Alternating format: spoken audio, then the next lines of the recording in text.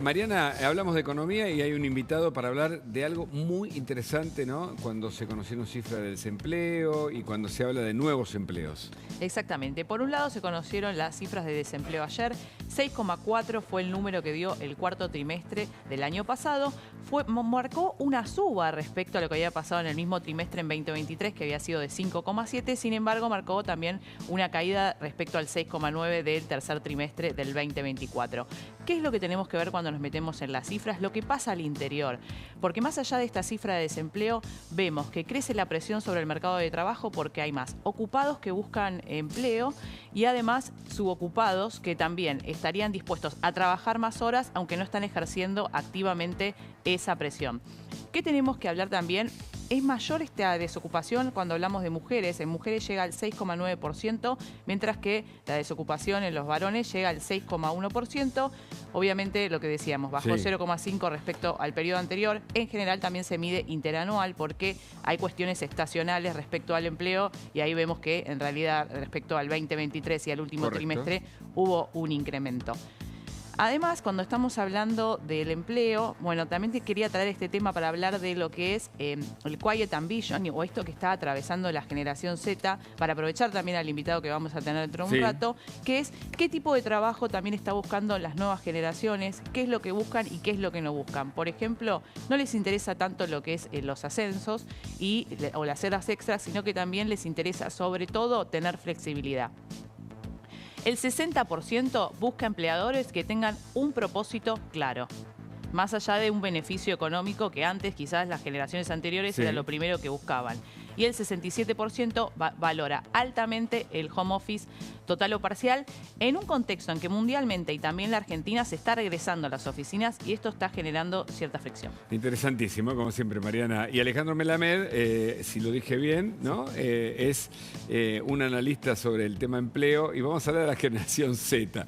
Yo quería empezar por la generación de cristal, viste que son los que agarran la mochila y viven el hoy, pero hablemos también de lo que pasa con los más jóvenes. Bárbaro. Hola, bueno, un gusto, un placer. A ver, primero creo que tenemos que entender que cuando se habla de generaciones es una manera de hablar de un montón de gente que nació en la misma época, pero hay múltiples situaciones diferentes. Claro. Y muchas de las denominaciones también pertenecen a países extranjeros. Ahora, veamos lo que pasa en nuestro país. Obviamente que se está dando esta situación de muchas personas que podrían acceder a los mejores trabajos, pero sin embargo, por las ambiciones que tienen o por las expectativas que tienen, no necesariamente acceden a ellos. Punto número uno. Punto número dos, ¿qué es lo que está pasando con la nueva generación, ¿no?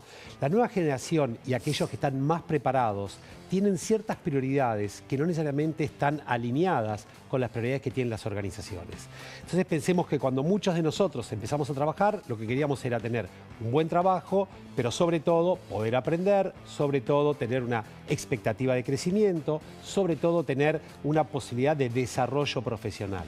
Actualmente hay una visión de que el trabajo también incluye lo social, el trabajo también incluye la posibilidad de hacer viajes, de trabajar desde cualquier lugar, y en este momento se está resquebrajando ese contrato que empezó a establecerse a partir de la pandemia, donde mucha gente podía trabajar no solamente desde su casa, sino desde cualquier lugar. Y hoy en día las demandas están cambiando y especialmente desde el mes de enero hay una visión de muchas empresas de lo que se llama RTO en inglés, el Return to Office, el volver a la oficina, y mucha gente no está de acuerdo. Ahora ¿por qué las generaciones más jóvenes no ven el trabajo como un mecanismo fundamental para la vida? Esto es una opinión, obviamente. Pregunta con opinión. No, está muy bien.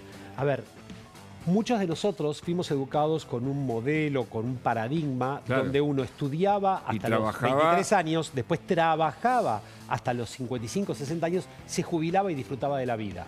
Lo que está sucediendo ahora es, vamos a trabajar muchos más años porque vamos a vivir muchos más años, pero los sistemas de jubilación y pensión en el mundo no van a resistir.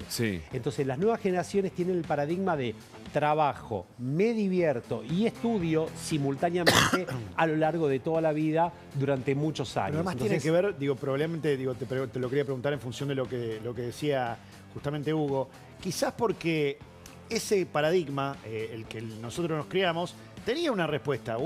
Tenía un ascenso social y económico. Claro, exactamente. Hoy no Una sucede, respuesta. los chicos llegan a los chicos, ya no tan chicos. Por ahí tienen Por ejemplo, la incluso casa por arriba propia, de ¿no? los Como 30 un años, elemento, están ¿no? viviendo Sí. con los padres, el sueldo no les alcanza para llegar a fin de mes.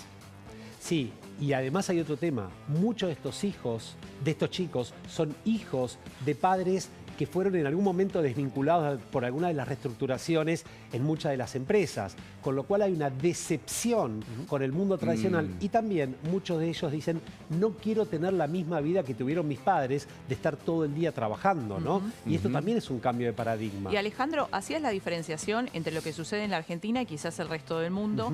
¿Esto que estás hablando también sucede en la Argentina o vemos dos realidades diferentes respecto a las clases sociales? Está buenísimo. A ver, fundamentalmente sucede en la Argentina en empresas tecnológicas, en aquellos que pueden acceder a los mejores trabajos, pero aquellos que no tienen las necesidades básicas satisfechas, la realidad es absolutamente diferente, con lo cual ahí es bastante desparejo respecto a lo que está sucediendo. Ahora, hay algo que no es menor. En el mundo, por primera vez en muchísimos años, el último reporte del Foro Económico Mundial nos dice que se van a generar más posiciones que las que se van a destruir. 170 millones de oportunidades laborales se van a crear en los próximos años y se van a destruir unas 80, 90. Ahora, ¿qué es lo que sucede? Los que tienen los mejores trabajos van a tener más oportunidades y los que tienen los trabajos más precarios, menos oportunidades. Ahora, ahí la respuesta es cómo se capacita a toda esta población para que puedan acceder a estas oportunidades. Ahora, yo me pregunto, es como vivir el hoy, ¿no? También dentro de su visión, es como, no me importa tanto el mañana, no sé qué va a pasar mañana. Yo no sé si la pandemia o algunas cuestiones vinculadas con golpes que tuvimos.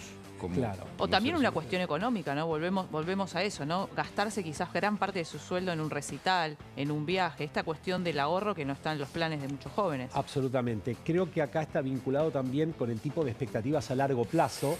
Muchos apostábamos a la jubilación en un momento, el ahorro previsional, etcétera, y hoy en día viven lo que se llama la economía de la experiencia, es decir, experimentar el hoy sin necesariamente estar planificando el mañana, porque además nos hemos dado cuenta que cambia todo tan rápido y ellos dicen, ¿sabes qué? No sé lo que va a pasar mañana, prefiero disfrutar el hoy. Claro. Es un cambio enorme, ¿no? Muchas gracias, Alejandro, por tu visita. Por favor, un placer. Bueno, y de la vida laboral, del análisis